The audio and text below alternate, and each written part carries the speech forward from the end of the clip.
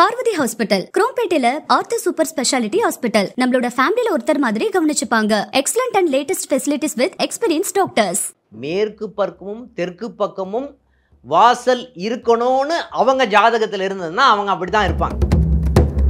நிறைய பேர் ஒரு வீட்டு முன்னாடி நிக்கணும்ன்ற விதிப்பயன் அங்க இருக்கா? அதெல்லாமே எப்போ இருந்தது அப்படின்னு பாத்தீங்கன்னா எம்ஜிஆர் இருந்த போது தான் இருந்தது. அவர் இல்லைன்ன உடனே இன்னைக்கு எவ்வளவு பேர் வெயிட் பண்றாங்க அவங்க வீட்டு முன்னாடி? ஜாதகரை சார்ந்து தான் வாஸ்துவே இருக்கு.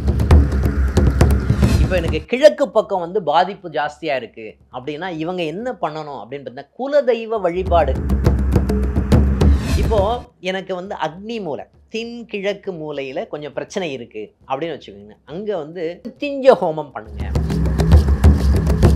தென்மேற்கு திசை அப்படின்னா முக்கியமாக துர்கைக்கு அபிஷேகம் பண்ணுங்க. என்னன்னா உப்பு போட்டு இவ்வளோ உப்பு கையளவுக்கு உப்பு போட்டு நல்லா மாப் பண்ணணும் வீட்டை. வீடு வந்து சுத்தமாக இருக்குது. யாருக்கெல்லாம் வந்து பொருளாதார தடைகள் அதிகமாக இருக்கு அப்படின்னு பார்த்தீங்கன்னா இன்னைக்கு வீட்டினுடைய கழிவறை சம்பந்தப்பட்ட விஷயங்கள் சாதகமாக இல்லாத இடத்துல ஒரு சின்ன கருப்பு டாட் கூட இருக்கக்கூடாது இந்த சிங்க்ல. வாஸ்து அப்படிங்கிறது ஒரு இடங்கள்லையுமே பார்க்கப்படுது. நிறைய தோஷங்கள் சொல்லப்பட்டாலும் வாஸ்து தோஷம் அது வந்து ஏற்படுத்தக்கூடிய பாதிப்பும் தாக்கமும் அதிகமா இருக்கும்னு சொல்றாங்க. அது எந்த அளவுக்கு உண்மை, அதை பத்தி சொல்லுங்க. இப்போ ஏஎல்பி வாஸ்து அப்படின்னு எடுத்தீங்க அப்படின்னு பார்த்தீங்கன்னா இந்த வாஸ்து தோஷங்கள் சம்பந்தப்பட்ட நிகழ்வுகள் எல்லாருமே வாஸ்து அப்படின்னு சொன்னாவே என்ன சொல்லுவாங்கன்னா கிழக்கில் வந்து வாசல் இருக்கணும்னு சொல்லுவாங்க, இல்லை வடக்கில் வாசல் இருக்கணும். இந்த தெற்கும் மேற்கும் அக்செப்ட் பண்ணிக்கவே மாட்டாங்க. ஒரு உதாரணத்துக்கு எடுத்துப்போம். கிழக்கு வாசல் தான் இருக்கணும் அப்படின்னா நான் கிழக்கு பக்கம் இருக்கேன்னு வச்சுக்கோங்களேன். எல்லா வீட்டினுடைய வாசலும் கிழக்கு பக்கம் இருக்குது. அப்போ எதிரில் வந்து வீடே இருக்காதா, இருக்கக்கூடாதா? அந்த மாதிரி கிடையாது. அதாவது ஏஎல்பியில் வாஸ்து வந்து பார்த்திங்கன்னா அந்த வைப்ரேஷன் சம்மந்தப்பட்ட நிகழ்வுகள் இந்த காலகட்டத்தில் இது இருக்கும் அப்படின்ற ஒரு நிகழ்வு தான் இருக்கும். அது சின்ன சின்ன மாற்றங்களை செய்து கொண்டு நம்ம வந்து அதை வந்து ஸ்மூத்தாக வந்து எப்படி லைஃப்பில் வந்து ஜேர்னி பண்ணலாம் அப்படின்ற ஒரு விஷயம்தான் இருக்கும்னு சொல்லலாம். மேற்கு பக்கமும் தெற்கு பக்கமும் வாசல் இருக்கணும்னு அவங்க ஜாதகத்தில் இருந்ததுன்னா அவங்க அப்படி தான் இருப்பாங்க. ஓகேங்களா? நம்ம என்ன நினைக்கிறோம், இப்போ வடக்கு பக்கம் எல்லாரும் இருக்காங்கன்னு வச்சுக்கோங்களேன். என் வீடு வந்து வடக்கு பக்கம் இருக்குது, பார்த்து இருக்குது அப்படின்னா தெற்கு பக்கம் யாருமே இருக்க மாட்டாங்களா என்ன? இப்போ கிராமத்தில் இப்போது சென்னையில் இப்படி இருக்கும். அப்போ கிராமத்தில் போய் பார்த்தீங்க அப்படின்னு வச்சுக்கோங்களேன்.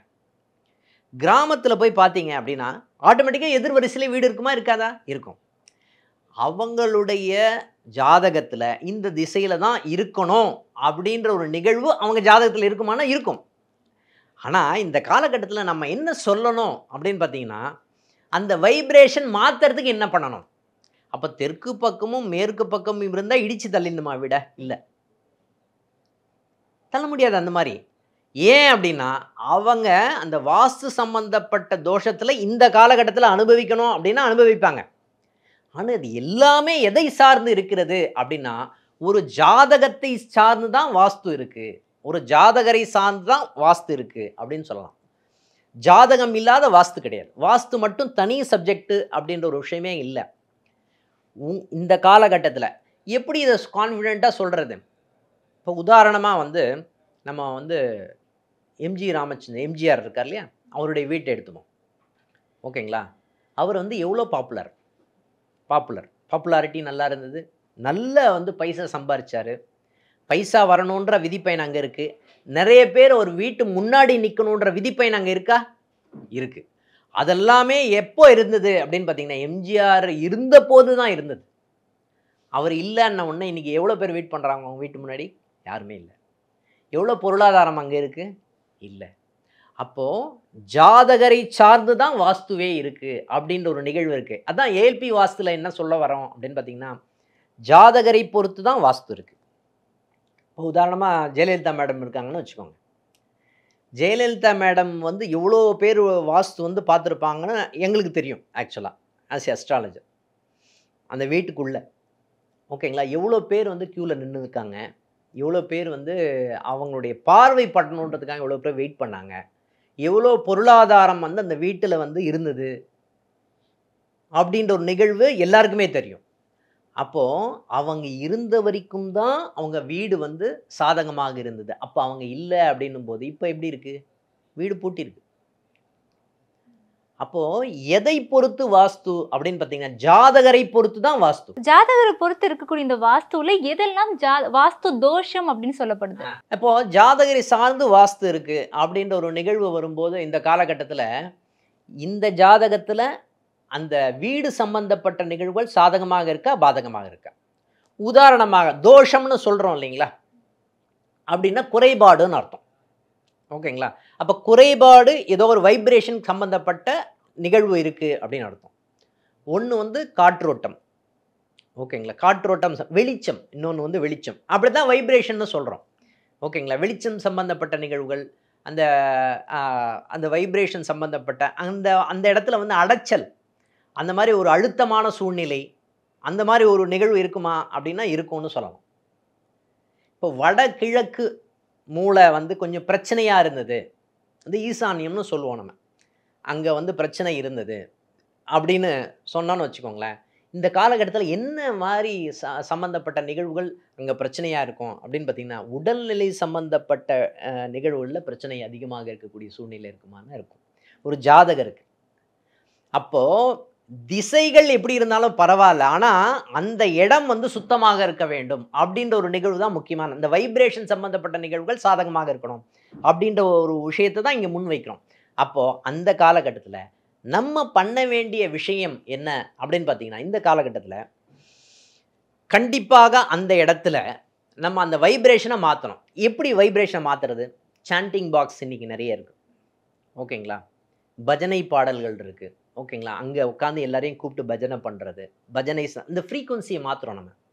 இப்போ சாண்டிங் பாக்ஸில் ஓம் நமோ நாராயணயா சாண்டிங் இருக்குது. ஓகேங்களா? அது சம்மந்தப்பட்ட விஷயங்கள் அங்கே உட்காந்தே ஜபம் பண்ணலாம், அங்கே உட்காந்து ஹோமம் பண்ணலாம். இது சம்பந்தப்பட்ட நிகழ்வுகள் பண்ணும்போது அந்த இடம் வந்து வைப்ரேஷன் சாதகமாக இருக்குமா அப்படின்னு, சாதகமாக இருக்கக்கூடிய சூழ்நிலை இருக்குமானா இருக்கும், 100% இருக்கும். ரெண்டாவது, இப்போ எனக்கு கிழக்கு பக்கம் வந்து பாதிப்பு ஜாஸ்தியாக இருக்குது அப்படின்னா இவங்க என்ன பண்ணணும் அப்படின்னு பார்த்தீங்கன்னா குலதெய்வ வழிபாடு நிறைய பேர் பண்ணாமல் விட்டுருப்பாங்க. சார் எனக்கு குலதெய்வமே தெரியலன்னு சொல்லுவாங்க. குலதெய்வம் தெரியலன்னா பரவாயில்ல, உங்களுக்குன்னு ஒரு இஷ்ட தெய்வம் ஒன்று இருக்கும். எனக்கு வந்து திருப்பதி போகணும் மாதிரி இருக்குது எப்போவும் அப்படின்ற மாதிரி உங்களுக்கே ஒரு தெய்வம் வந்து இஷ்டமாக இருக்கும். ஓகேங்களா? அந்த பூஜைகளே அந்த இடத்துல வந்து நம்ம பண்ணோம் அப்படின்னு சொன்னால் அது சம்மந்தப்பட்ட நிகழ்வுகள் சாதகமாக இருக்குமானா 100% இருக்கும். அப்போது அந்த ஃப்ரீக்குவன்சி அந்த இடத்துல மாற்றுறோம் நம்ம. உங்களுடைய குலதெய்வம் இல்லைன்னா இஷ்ட தெய்வ வழிபாடு நீங்கள் ரெகுலராக பண்ணுங்கள், அது சம்மந்தப்பட்ட நிகழ்வுகள். இதை வந்து 7 வாரம் பண்ணுங்கன்னு சொல்லுவாங்க. 7 வாரம் கண்டினியூஸாக பண்ணுங்கள், அது சம்மந்தப்பட்ட நிகழ்வுகள் சாதகமாக இருக்கும் அப்படின்னு சொல்லலாம். அந்தந்த தெய்வத்தினுடைய கிழமைகளில் போய் பண்ணுங்கன்னு சொல்லுவோம். உதாரணமாக இப்போ சிவன் கோயில் அப்படின்னு சொல்லும்போது ஞாயிற்றுக்கிழமை போய் பண்ணுங்கன்னு சொல்லுவோம், இல்லை சோமவாரம் போய் பண்ணுங்கன்னு சொல்லுவோம், திங்கக்கிழமை போய் பண்ணுங்க அப்படின்னு சொல்லுவோம். இப்போது எனக்கு வந்து அக்னி மூலை, தென்கிழக்கு மூலையில் கொஞ்சம் பிரச்சனை இருக்குது அப்படின்னு வச்சுக்கோங்க, அங்கே வந்து மிருத்யுஞ்ச ஹோமம் பண்ணுங்க அப்படின்னு சொல்லுவோம். திரையம்பகம் மெஜாமஹே அப்படின்னு வரும். திரையம்பகம் மெஜாமஹே சுகந்திம் புஷ்டி வர்த்தம். இந்த மிருத்யுஞ்ச ஜபத்தை பண்ணி ஹோமங்கள் பண்ணுங்க. அந்த அக்னி அப்படின்னு சொன்னாவே ஹோமங்கள் அப்படின்னு, அக்னி மூலை இல்லையா, அப்போ அது சம்மந்தப்பட்ட நிகழ்வுகள் அந்த வீட்டில் நடக்கணுமானா நடக்கும். இது பண்ணும்போது அப்போ அந்த மூளை சம்பந்தப்பட்ட வைப்ரேஷனை நம்ம இன்க்ரீஸ் பண்ணுறோம் அப்படின்னு அர்த்தம். ஓகேங்களா?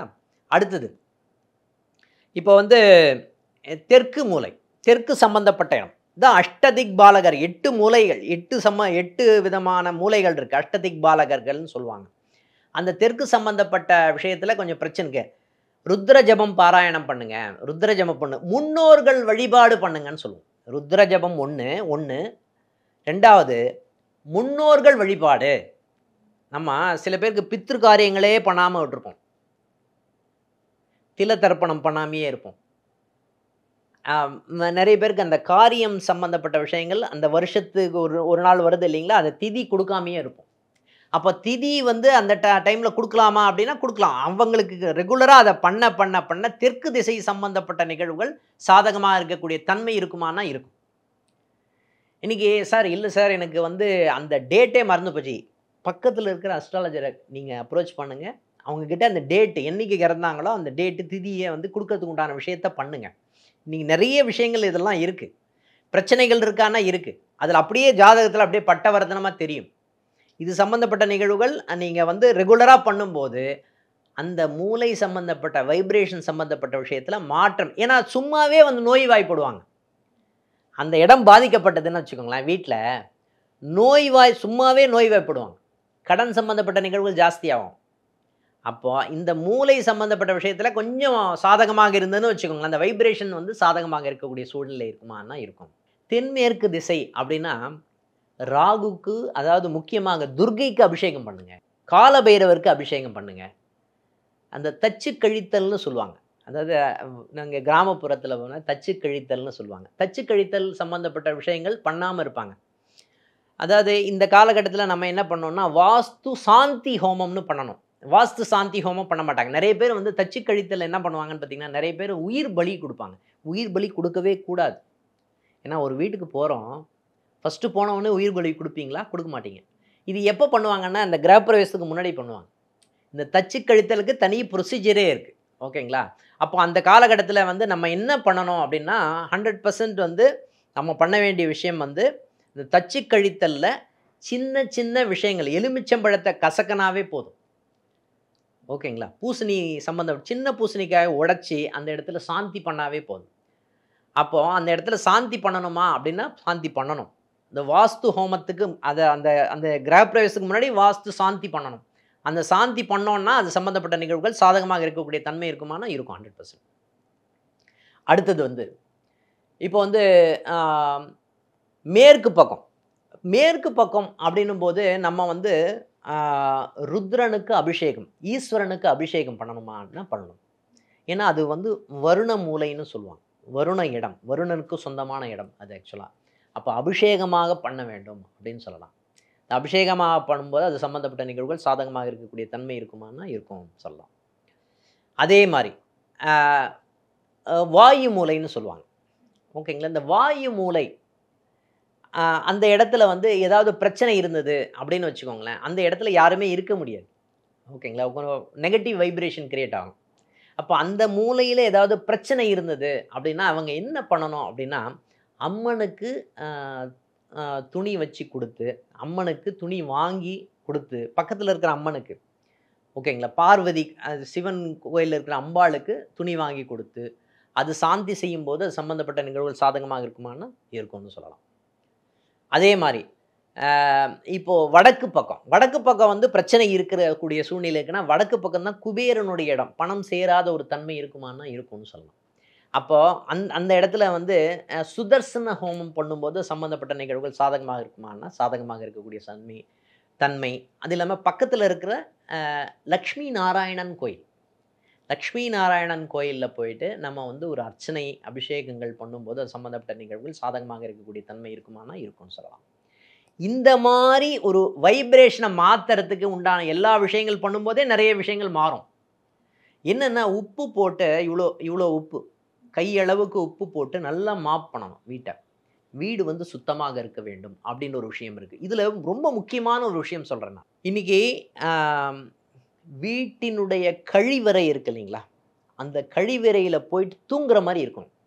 இன்றைக்கி யாருக்கெல்லாம் வந்து பொருளாதார தடைகள் அதிகமாக இருக்குது அப்படின்னு பார்த்தீங்கன்னா, இன்றைக்கி வீட்டினுடைய கழிவறை சம்பந்தப்பட்ட விஷயங்கள் சாதகமாக இல்லாத இடத்துல ஒரு சின்ன கருப்பு டாட் கூட இருக்கக்கூடாது இந்த சிங்கில். இப்போ என்னென்னா, நீங்கள் ஆவரேஜாக எடுத்து பாருங்கள். ஓகேங்களா? ஆவரேஜாக எடுத்தீங்க அப்படின்னா ஒரு 100 பேர் வீடு வந்து நம்ம எடுக்கிறோன்னு வச்சுக்கோங்களேன். யார் வந்து பொருளாதாரத்தில் உயர்ந்திருக்காங்க அவங்க வீட்டுக்கு போய் பார்த்தீங்கன்னா அந்த கழிவறை வந்து எந்த அளவுக்கு சுத்தமாக இருக்குன்னு பாருங்கள். நீ ஒன்றும் இல்லை, 5 ஸ்டார் ஹோட்டலுக்கு போய் பாருங்கள். இந்த 5 ஸ்டார் ஹோட்டலில் கழிவறை வந்து எப்படி இருக்குன்னு பாருங்கள். முகத்தை பார்க்கலாம், அப்படியே படுத்துட்டு தூங்கலாம், அந்த மாதிரி இருக்கும். அந்த கழிவறைக்கும் இந்த ஜாதகத்துக்கும் இந்த வாஸ்துக்கும் சம்பந்தம் இருக்கானா இருக்குது. கழிவறையை எந்த அளவுக்கு சுத்தமாக வைத்து நம்மக்கிட்ட இருக்கிற விஷயத்தை தான் நம்ம மாற்றுறோம். நம்ம ஏற்கனவே வாங்கின விஷயத்தை இடிக்க சொல்லலாம். நம்ம கிட்ட இருக்கிற விஷயத்தை நம்ம மாற்றுறோம், க்ளீனாக வச்சுக்கிறோம். அப்போ கழிவறைவே இந்த அளவுக்கு க்ளீனாக வச்சுக்கணும் அப்படின்னு சொன்னால் நம்மளுடைய வீட்டை வந்து எந்த அளவுக்கு க்ளீனாக வந்து ஒட்டடை இல்லாமல் வச்சுக்கணும் அப்படின்ற ஒரு நிகழ்வு முக்கியமான விஷயம். இந்த கழிவறை வந்து சுத்தமாக வைத்து கொண்டால், ஓகேங்களா, இல்லை சார் எனக்கு கழிவறை எனக்கு தெரிஞ்ச வீட்டில் வந்து நல்ல பொருளாதாரத்தில் மேன்மையாக இருக்காங்க, ஆனால் கழிவறை சம்மந்தப்பட்ட விஷயங்கள் சுத்தமாக இல்லை. 100 பேர் வீட்டில் பாருங்கள். ஓகேங்களா? 100 பேர் வீட்டில் பார்த்தீங்க அப்படின்னு சொன்னீங்கன்னா கழிவறை வந்து சுத்தமாக இருக்காது, ஆனால் பொருளாதாரம் சேரும். இது எல்லாமே எதுக்கு போகும்னா கடனுக்கு போகும், இல்லைன்னா நோய்க்கு போகும். இது நடக்குமானா 100% நடக்கும். ஓகேங்களா?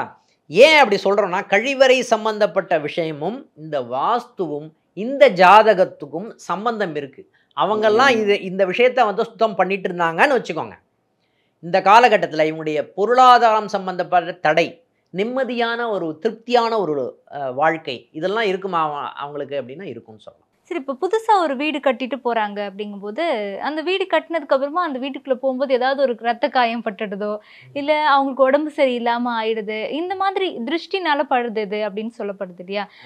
இதை வந்து நிவர்த்தி பண்றதுக்கு என்ன பண்ணலாம்? இதுக்கு வந்துமா இந்த இந்த ஏவல், பில்லி, சூனியம் அது சம்மந்தப்பட்ட நிகழ்வுகள்லாம் சண்டி ஹோமம் பண்ணோம் அப்படின்னு சொன்னால் அது சம்மந்தப்பட்ட நிகழ்வு சாதகமாக இருக்கும். இது சின்ன சின்ன துர்கா ஹோமங்கள். ஓகேங்களா? இந்த வைப்ரேஷனை மாற்றுறதுக்கு வாஸ்து சாந்தின்னு நம்ம சொல்கிறோம் இல்லைங்களா? அந்த வாஸ்து சாந்தி பண்ணும்போதே அது சம்மந்தப்பட்ட நிகழ்வுகள் எல்லாமே வந்து சாதகமாக இருக்கக்கூடிய தன்மை இருக்கும். நம்ம வாஸ்து அந்த தெய்வத்துக்கு நம்ம என்ன பண்ணுறோம்னா தேங்க் பண்ணணும். ஆக்சுவலாக ஃபஸ்ட்டு போனோடனே வாஸ்து சாந்தி ஹோமம் அப்படின்னு சொன்னாவே நம்ம என்ன பண்ணுறோன்னா, கிரகப்பிரவேசத்துக்கு முன்னாடி பண்ணுறோம் இல்லைங்களா? அந்த ஹோமம் அன்னைக்கு வந்து ஒரு சின்ன ஹோமம் பண்ணுவாங்க. அந்த ஹோமம் வந்து என்ன நடக்கும்னு பார்த்தீங்கன்னா, இந்த வாஸ்து சாந்தி பண்ணும்போது என்ன நடக்கும்னு பார்த்தீங்கன்னா, நம்ம தேங்க் பண்ணுறோம். இவ்வளோ நாள் ஒரு 4 அடுக்கு ஸ்டோரேஜ் பில்டிங் கட்டுவாங்க, அங்கே வந்து ஒரு சின்ன பிரச்சனை கூட நடக்காது. ஆனால் இங்கே வந்து ஒரு ஃபஸ்ட் ஃப்ளோர் மட்டும்தான் கட்டுவாங்க. என்ன பண்ணுவோம், மேலேருந்து பையன் வந்து கீழே விழுந்து பிரச்சனையாயிருக்கும். இந்த பூஜை போடுற டைமு, ஓகே, இதெல்லாம் ரொம்ப முக்கியமான விஷயம். எந்த இடத்துல எதை பொசிஷன் பண்ணுறோம் அப்படின்ற ஒரு விஷயமே காமிக்கும். நிறைய பேர் தென்மேற்குலேயே வாசல் வச்சு வீடு கட்டுவாங்க. அவங்களுக்கு பொருளாதாரம் சம்மந்தப்பட்ட நிகழ்வுகள் சாதகமாக இருக்குமானா நல்லாயிருக்கும். ஆனால் உடல்நிலை சம்மந்தப்பட்ட விஷயத்தில் மட்டும் கொஞ்சம் பிரச்சனை இருக்கக்கூடிய தன்மை இருக்குமானா இருக்குது. அந்த வைப்ரேஷன் சம்மந்தப்பட்ட விஷயங்கள் மாறக்கூடிய அந்த வைப்ரேஷனை மட்டும் கரெக்டாக மாற்றிட்டோம்னாவே அது சம்மந்தப்பட்ட விஷயங்கள் 100% சாதகமாக இருக்கக்கூடிய சூழ்நிலை இருக்குமானா இருக்கும். ஏன்னா எல்லாருக்குமே கிழக்கு பக்கமும் வடக்கு பக்கமும் சாதகமாக இருக்கும்னு சொல்லவே முடியாது. ஏன்னா எதிர் வீடு, நான் கிழக்கு பக்கம் இருக்கேன்னா எதிர் வீட்டில் யாருமே இருக்கக்கூடாதுன்னு சொல்ல முடியாது இல்லையா? நம்ம இன்றைக்கி பாருங்கள், நம்ம எவ்வளோ இந்த கிழக்கு பக்கம் எவ்வளோ வீடு இருக்கோ அதுக்கு ஈக்குவலண்ட்டாக ஆப்போசிட்டில் இருக்கும். அவங்கள எல்லாமே இடித்து கட்ட முடியாது நம்மளால். ஏன்னா அவங்க திசையே வந்து கிழக்குன்னா இந்த பக்கம் மேற்கு பக்கம் தான் வாசல் இருக்கும் ஆட்டோமேட்டிக்காக. அந்த மாதிரி இருக்குல்ல, அந்த வைப்ரேஷன் சம்மந்தப்பட்ட நிகழ்வுகள் சாதகமாக இருக்குமா? ஏன்னா அவங்க அந்த காலகட்டத்தில் இவங்க இந்த வீட்டில் வசிக்கணும் அப்படின்றது தான் அவங்களுடைய ஜாதகம். ஜாதகத்தினோட அடைவாக அதுதான் ஏஎல்பி வாஸ்துன்னு சொல்கிறது. அப்போ ஏஎல்பி வாஸ்துவில் வந்து பார்த்திங்கன்னா எல்லாமே மாற்ற முடியுமா அப்படின்னு கேட்டிங்கன்னா, எல்லாமே இடிச்சிட்டு எல்லாமே கிழக்கு பக்கமோ வடகிழக்கு பக்கமோ இல்லை வடக்கு பக்கமோ வாசல் வச்சு கட்டணும் அப்படின்னு எல்லாருமே நினச்சிட்டாங்கன்னு வச்சுக்கோங்களேன், எதிர் சைடில் வீடே இருக்காது. அந்த மாதிரி நிகழ்வு இருக்கா? இல்லை. நம்ம ப்ராக்டிக்கலாக ஒரு விஷயத்தை அப்ரோச் பண்ணுறோம். ஒன்று. ரெண்டாவது, இந்த வைப்ரேஷன் சம்பந்தப்பட்ட நிகழ்வுகள் இந்த காலகட்டத்தில் இதுதான் இருக்கணுமானா இருக்கும். இப்போ நீங்கள் நிறைய ஹோமம் பற்றி எல்லாமே பேசுனீங்க. ஆனால் பொதுவாகவே அதிகப்படியான நபர்களுக்கு தெரிஞ்ச ஒரே ஹோமம்னா கணபதி ஹோமம் மட்டும் இருக்கு.